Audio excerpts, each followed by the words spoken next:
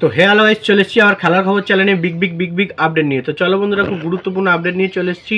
ফুল ভিডিওটা দেখতে থাকো, স্কিপ করবে না। স্কিপ করলে কিন্তু ভিডিওর মধ্যে অনেক কিছু মিস করবে। এবং এই খেলার খবর চ্যানেলে যারা নতুন আছো, অবশ্যই এই খেলার খবর চ্যানেলটা সাবস্ক্রাইব করে পাশে থাকা ব্লাইকন ঘন্টাটাকে ঢং করে বাজিয়ে দাও। আর বেশি লাইক এবং কমেন্ট করে দাও, যাতে মোটিভেট হয়ে তোমাদের এই খেলার খবর চ্যানেলে আমি ফার্স্ট আপডেট দিতে পারি।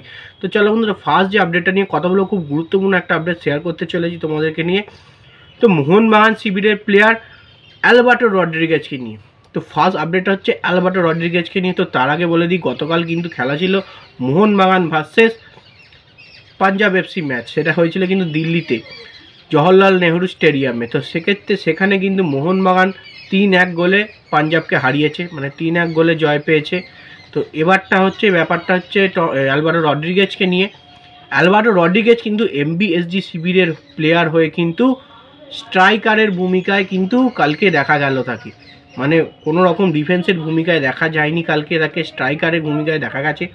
কারণটাই হচ্ছে সে কিন্তু কালকে 3টে যে গোল হয়েছে মোহনবাগানের, তার মধ্যে 2টো গোল কিন্তু করেছে অ্যালবার্টো রড্রিগেজ। অসাধারণভাবে কিন্তু হেডে গোল করেছে, অসাধারণভাবে পারফরমেন্স করেছে।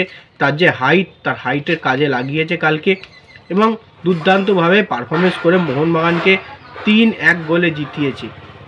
তো ব্যাপারটা হচ্ছে অ্যালবার্টো রড্রিগেজ কিন্তু এর আগে আমরা দেখেছি এই রকম ভূমিকায় কিন্তু টিরিকে অনেকবার, মোর্তাজা পলকে অনেকবার। তো এবার কিন্তু মোহনবাগানে এমনই একটা ডিফেন্ডার এসেছে, সে কিন্তু গোলেরও ভূমিকায় পালন করছে, মানে যে কোনো মোহনবাগানের অসময়ে এসে কিন্তু গোল করে টিমকে জেতানোর জায়গায় ফিরিয়ে আনছে। সেটা হচ্ছে অ্যালবার্টো রড্রিগেজ। তো অ্যালবার্টো রড্রিগেজের হাইট প্রায় 6 ফুট 3 ইঞ্চি।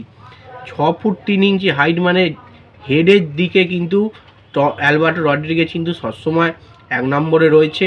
কারণ যে কোনো বিট প্লেয়ারের ঊর্ধ্বে রয়েছে সে, মানে যে কোনো এরিয়াল বল কিন্তু এলে হেড কিন্তু সে ও আগে করবে। এবং ব্যাপারটা হচ্ছে অ্যালবার্টো রড্রিগেজ কিন্তু 2টো যে কাল গোল করেছে, 2টোই কিন্তু হেডে গোল করেছে এবং দলকে এগিয়ে দিয়েছে। তো যাই হোক, অ্যালবার্টো রড্রিগেজকে নিয়ে এই আপডেট ছিল। তো এবার যে আপডেটটা নিয়ে কথা বলবো, এটা হচ্ছে মোহনবাগানের কোচ জোসে মলিনাকে নিয়ে। তো মোহনবাগান কোচ জোসে মলিনা কিন্তু বলল, কথা কিন্তু আমি রেখেছি, মানে কথা আমি রাখলাম। তো ব্যাপারটা হচ্ছিল, গোয়া ম্যাচ হারার পর থেকে কিন্তু বারংবার বলে এসেছিল মোহনবাগান কোচ জোসে মলিনা, যে কোনো মানে এরপর থেকে যে কটা ম্যাচ আছে আমাদের কিন্তু জয়ের লক্ষ্যেই ফিরতে হবে, মানে জয় ছাড়া আমরা আর কিছু ভাবছি না। ব্যাপারটা হচ্ছে টিমকে লিগ শিল্ড জেতাতে হবে এবং টিমকে টপের যে জায়গাটা, সেই জায়গাটা পুরোপুরি কনফার্ম ধরে রাখতে হবে। মানে প্রতিটা টিমের থেকে কিন্তু 5 পয়েন্টে এগিয়ে আছে মোহনবাগান এখনও পর্যন্ত। সেটা কিন্তু আমরা দেখা পেয়েছি কালকে খেলার পর। অসম্ভব দুর্দান্ত একটা জায়গায় চলে গেছে 13 ম্যাচে 29 পয়েন্ট নিয়ে। তো সেক্ষেত্রে মোহনবাগানকে টপকাতে গেলে মোহনবাগানকে 2টো ম্যাচ হারতে হবে, তারপরে কিন্তু নেক্সট টিম টপকাতে পারবে, এমনটাই কিন্তু পজিশনে চলে গেছে। তো ব্যাপারটা হচ্ছে মোহনবাগান কোচ এটা কিন্তু একদম করতে নারাজ, কোনো রকমভাবেই ম্যাচ হারলে চলবে না।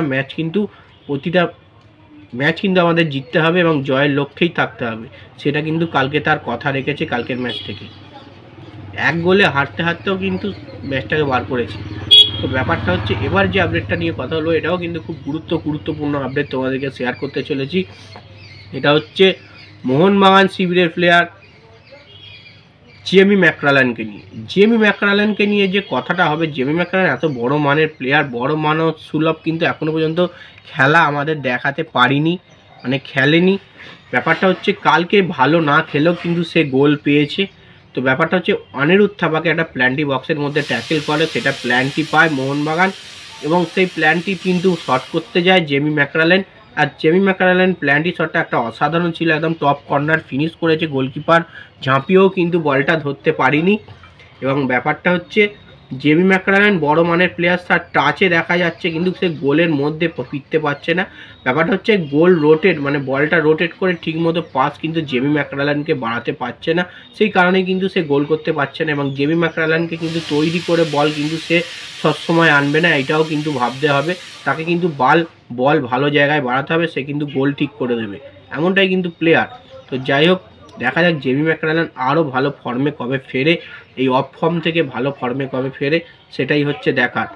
তো যাই হোক বন্ধুরা, এই আপডেটই ছিল। ভিডিওটা যদি ভালো লেগে থাকে লাইক কমেন্ট শেয়ার সাবস্ক্রাইব করে পাশে থাকো। চলো বন্ধুরা, বাই, নেক্সট ভিডিও আবার দেখা হচ্ছে।